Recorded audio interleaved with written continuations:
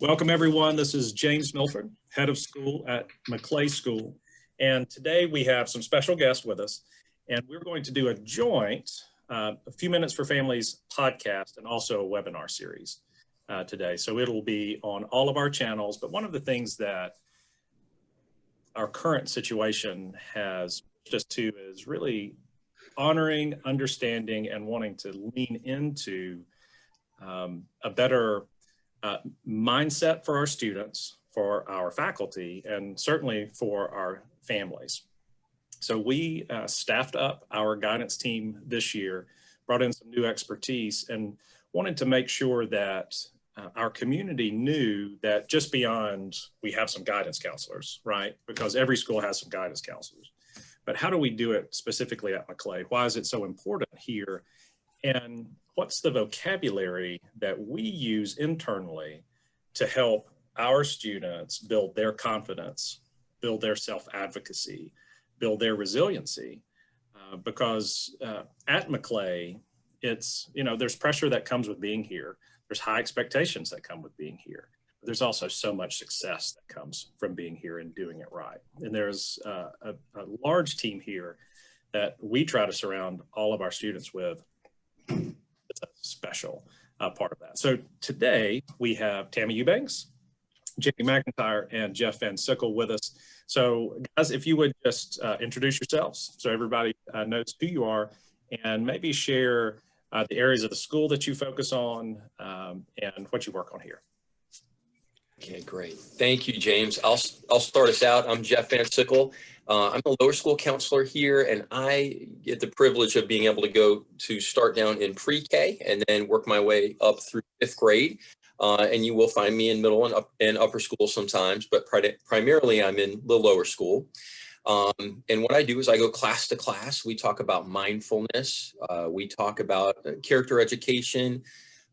We're also talking with students about how do we help a student who might be in trouble? Like if we see one of our classmates upset, or what are we looking for, and what do we need to do? How do we respect them? How do we help them? I'm going to bring out one of my friends. If you're in pre-K or lower school, you probably have met Yeti. Okay, yes, Mr. Van does have stuffed animals. But this Yeti reminds them that we need to take a moment to breathe and calm down. And I like the program that I'm using with Mind Yeti. The Mind Yeti has these hubbubles that go around him, and these are just things that bother him.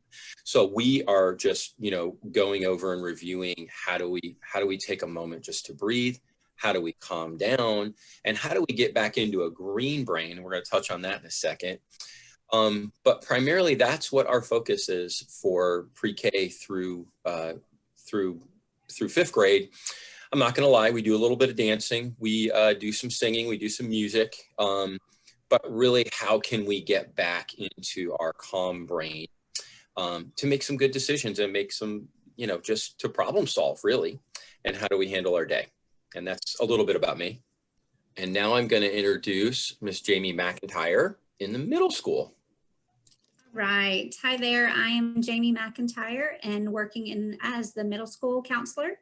And what I'm doing is going into homeroom classes, teaching about the green brain concept, talking to them about the stressors that might be going on in their day, greeting them each morning when they come into the school, getting to know all of the students. I also we have an advisory period on Wednesdays, and that is when we build our social and emotional curriculum. For our students, we're trying to work on building those authentic connections within the cohorts and with their teacher as well. So I helped devise the curriculum for each week. And I love that it's flexible and fluid depending on what we're seeing going on in the middle school. We can use those opportunities to develop the curriculum that we think our student population needs. So that's what my goal is. Good deal. Tammy? Yes, I am Tammy Eubanks, and I'm the guidance counselor for upper school. And primarily what I have been doing with students is I do have some individual one-on-one with students, but I also do homeroom sessions through our Microsoft Teams. have presented information on green brain, how to stay in the, what does it mean? What is red brain? What are the, like Jayme mentioned, the purposes, or we will mention, the red brain and how it can be, motivating, but how we don't want to stay there. We want to try to work our way to the green brain. And for upper school students, my focus for that has been staying connected. With COVID-19 and the restrictions and things that our students, are having to experience, which are, the exact opposite developmentally of what teenagers do, encouraging them how to stay connected through positive, healthy, safe ways, like clubs and organizations and sports, and even utilizing some of the, social media aspects of staying connected. I also send out a daily email to the faculty of Maclay to encourage, green brain, mindfulness, upbeat positivity. Our teachers are amazing. They've done an incredible job since, day one. And those daily emails hopefully are just a way to uplift them and keep them in the green brain. Yeah, I love it. So just a few of the words that jumped out to me, the word isolation, right? I'm just going to go back to March, right? Yes. I remember we had a faculty meeting right before spring break. And at that point it was, we don't know if we're going to come back or not. We don't know what it's going to look like.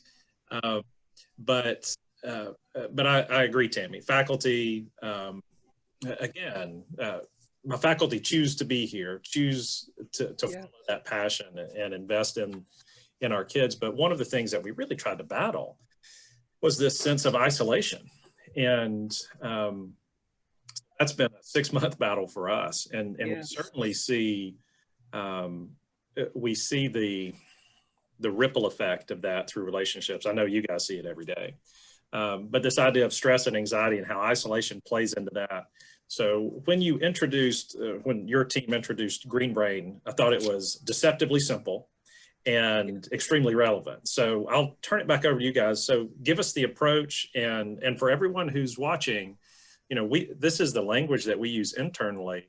This is a language you can use at home. This is a language you can use for yourself. It's a great, simple framework just to think about how to be our best selves. But I'll turn it back over to you guys. I think Jayme has a great visual aid that, Jayme, I don't know if you feel comfortable presenting that now, but I think that would be great because it kind of goes over the whole concept. Yes, absolutely. And this is what I have gone into all the middle school classrooms and presented to them. We work through these concepts together. But really what I teach in terms of the green brain, and Jeff was the one that brought this concept to us through a psychologist who coined these terms and through his psychology research. And so I'm glad that this is coming from a research-driven place for us. Yes. But what a green brain looks like, and what I tell the students, why is it green? Because it's energized, it's charged, and this color of green is very energizing and charged. And it's connected, kind of like when they have to charge their cell phones or their laptop devices. They get that nice neon green color. And so I kind of use that analogy for them to teach them that that's what a connected brain looks like. It is a charged brain. So we talk about connectedness, and what that looks like is one easy way that I know if they're connected is eye contact. That's a great one for showing, are you in the green brain? Are you connected? Are you energized? Are you motivated?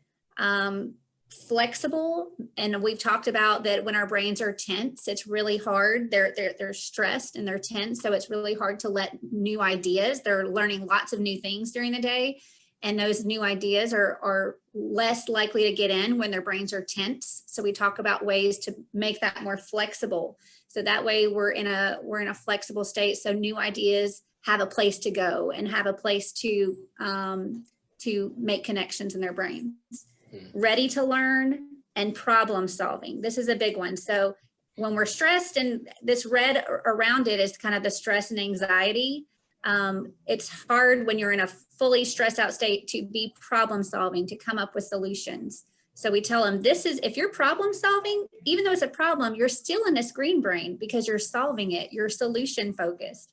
So I give them this visual analogy because we want them to be in this green brain for the majority of their day, but we recognize that there's red stressors around them, and we want to normalize stress in a way and let them find some empowerment to know that stress can be motivating for them. And because that emotion feels uncomfortable sometimes, but it is a motivator for them in the right dosage, in the right levels. So I kind of flip it over, and this one's got duct tape because they choose a place in their classrooms for where they want this to be. But I say, if you're here and if you're feeling like you're in this red stress zone, this is a great time to come and talk with me one-on-one. Let's get you back in a good green place. And then we talk about ways to charge their green brain during the day to get from that red and into the green. And that's why I put this up for a visual reminder for them of how to charge during the day. What does that look like during their school day? So they can remain in this zone here. Okay, so I'm curious, and I couldn't read it. So what are ways that, and you could just go through them quickly. I saw stretching, I saw the 3 deep breaths. So, and I love the visual of a charged cell phone. That, you know, if you want to talk a teenager's language, you know, they get that. So what are some ways that we tell the kids, and again, everybody who's watching, this is for us too, but what are some of the ways that we can recharge?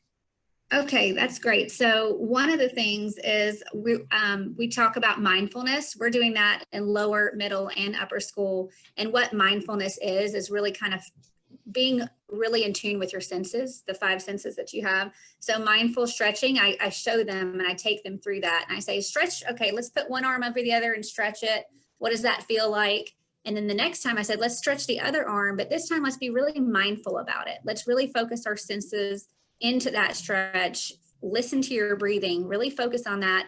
And they're like, wow, I feel it deeper. I can feel it on a deeper intensity. So it kind of gets them away from whatever their stressors are and kind of puts all of that, it gives them distance from the stress for a little bit when you go into that mindfulness state.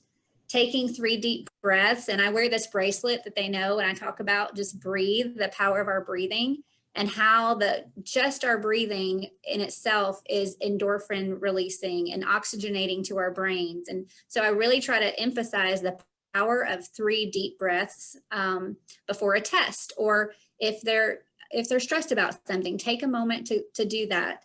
Asking good questions. Some of our students, they may feel in the classroom uncomfortable if they have a question. Maybe they feel that would make them feel like they don't know the information. So I really empower them and say, actually, when you ask a good question, it's showing your teacher that you are connected, that you are problem solving, that you're demonstrating the highest level of critical thinking through your questions.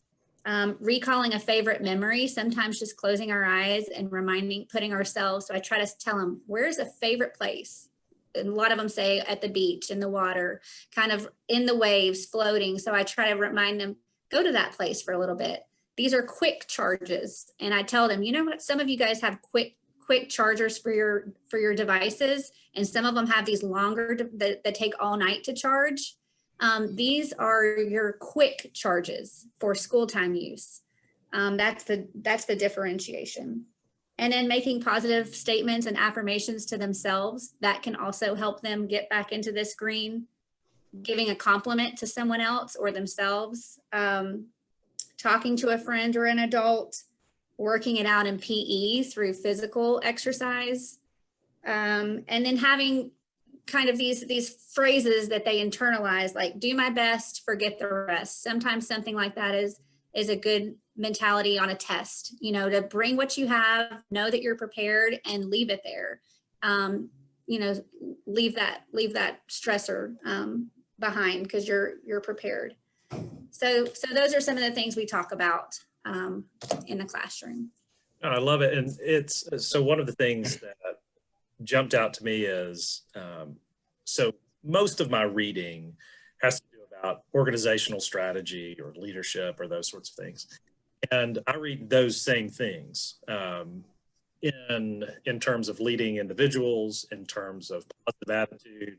I don't know if you can read behind me here, but one of the things, sort of positive expectations and are keys to running any sort of organization or high performing school. We want to assume positively, right? We want to, and we talk internally about for faculty, we want to be the thermostat in the room, not the thermometer. So if you enter a room and it's, let's just say red brain, you can have an influence on that by turning the temperature down or up, depending on what you need to do.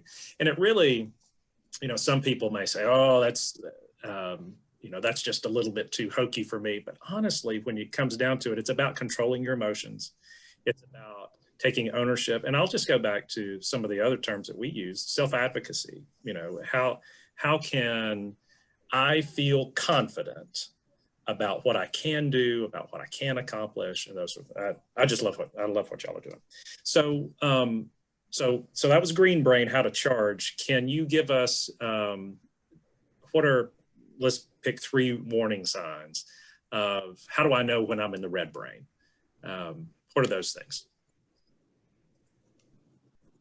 Well, I think for me down here, and if I'm understanding your question correctly, I'm looking for things in my lower school students, and I'm out there with you in the morning, opening up those doors and seeing students. Like if I see something that's different, we were talking about this earlier, we have a couple students who come by and they want to say hello to Mr. Milford. They want to say hello to each teacher in special areas they go by. Now, if we're noticing that, hey, wait a minute, that student, had a head down, was walking right into the building without saying hello, we're going to notice a difference. So this is sort of a parent suggestion, looking for differences in your child. Maybe they come home and they talk about how much fun this activity was each day or this one, but then today you're noticing, I'm not hearing a whole lot. Then that's our opportunity to kind of lean in. That's not the, it's not the red flaming green, or I'm sorry, the red brain flame going, but we're noticing a difference and we want to lean in. And I'll tell you why we want to lean in, because when the red brain is happening with a student, we already want it to be normalized that, well, no, I talked to my mom and we talked to, Mr. Van, we talked to our teacher about problems that we're having. So then it's normal. So it's not a big deal for a student to come and share a problem, because they already know we're going to help them solve it. And it's not going to be perfect, but we're going to come up with a solution. And 9 times out of 10, really the students help us come up with those solutions, which I love, because that's all leadership. Well, and I would say one of the things, and you guys are the experts here. So correct me if I'm totally off base here, but one of the things just in doing the work that we do, and having high expectations, it's really easy for a student, if we've not prepared them well in a mindset, to feel broken when they have a problem, right? So everybody who's watching this, if we list 10 challenges, guaranteed 20 seconds, we've got them all listed out. Some of us might not even take that long. But one of the things that we, as a parent, and I have 3 children, and certainly feel the gravitational pull to make their life easy, right? I want them to have it better than I had it. I mean, I heard my parents say that. And if we're not careful, then we're not equipping them, right? If we're solving those problems along the way and not leaning in and having, utilizing those, and this is our, what we're trying to do here is lean in and help build that child's confidence and coping mechanisms to say, okay, well, a challenge is just a challenge. It's just the next thing that I have to figure out. Right. And not to shrink from those things, because we, the advantage we want to give students that come through Maclay is that partnership with the parents, or along with the partnership for the parents, is helping them be equipped young adults, and that's something great. One of the reasons I've always wanted to work at a pre-K through 12 school is an awesome responsibility, but what a great opportunity to, the Yeti, starting with a 3-year-old, teaching them how it's okay to overcome those challenges, because let's be honest, life is tough. Life is tough. And it doesn't take a global pandemic to make it worse, right? So those things come, family things come, friendship things come. So I love the framework, and I love that the school's doing it together. So I know that we're about out of time here, so I'll just throw this question out. So from students and from parents, what are the best ways for the kids, and maybe this is division specific, or parents, to reach out and connect with you guys? Most of my students, they come to my office, but I do have several that we are communicating through Teams. There's a chat function on Microsoft Teams where, they can talk directly with me. I've had a few message me through Teams chat saying, can I come see you, or what time can I come see you? We also have the ability through Microsoft Teams to set up meetings. For example, on my email, there is a link that says schedule a meeting. And when a student or parent clicks that link, then they're taken to Microsoft Booking, and they can actually schedule an appointment, whether it's face-to-face or virtual. And I myself, I have a direct line in my office, so they can call me, 668-5104.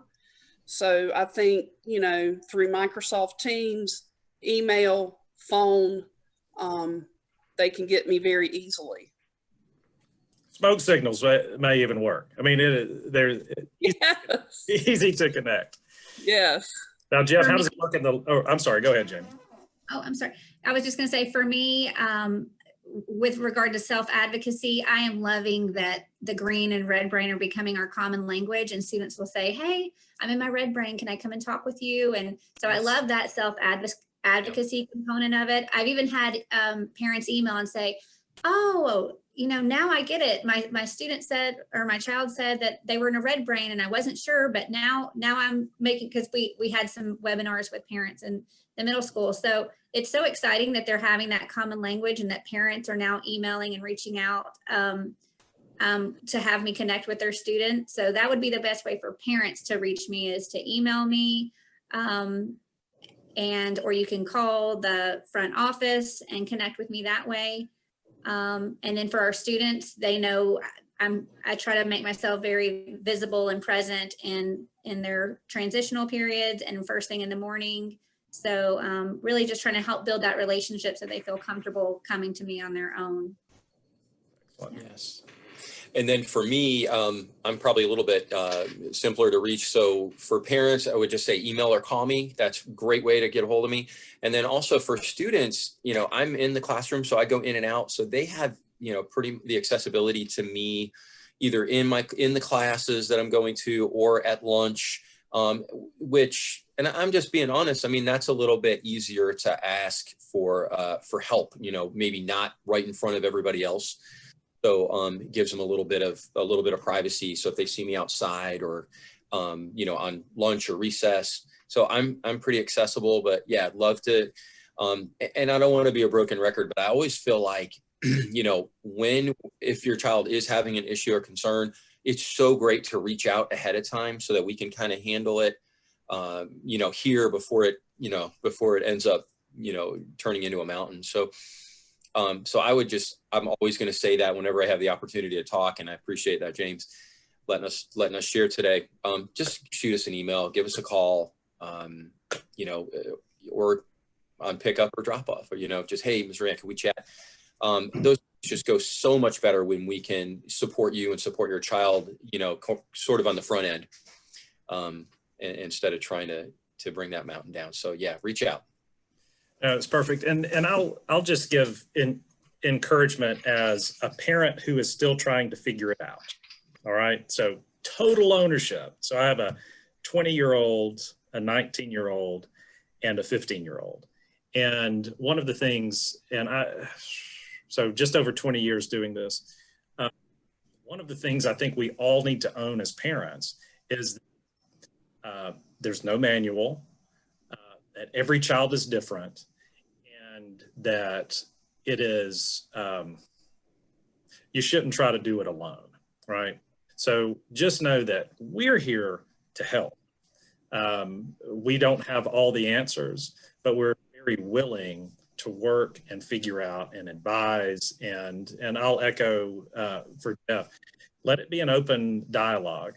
And I have I've lost count of how many times I've reached out to either Guidance or Center for Learning or college counseling or a teacher and said, now, I don't want my child to know that I'm telling you this, but I noticed this, or I need help with this, because all three of my sons had different attitudes toward my engagement. Now, I know it's different because I'm the headmaster, but with your own children, some of them are excited for you to be involved. So in the lower school, that number's probably higher. Once you get to middle and high school, you know, it sort of trails off pretty steeply. But know that we're here trying to build relationships so that we can model those healthy relationships and mentoring relationships. Because it's really tough to find a successful person that can't point to other people along their way who help guide them. And that's what we're here for, is to certainly help with that. So team, thank you so much for joining us. Parents, anyone who's watching, remember, our goal is to have students who are inspired, determined, and unstoppable when they're here. So we're going to push forward with that. Thank you. If you have other topics that you would like us to cover, email me and we'll make sure to get those out there. And until next time, see you soon. Thank you, James.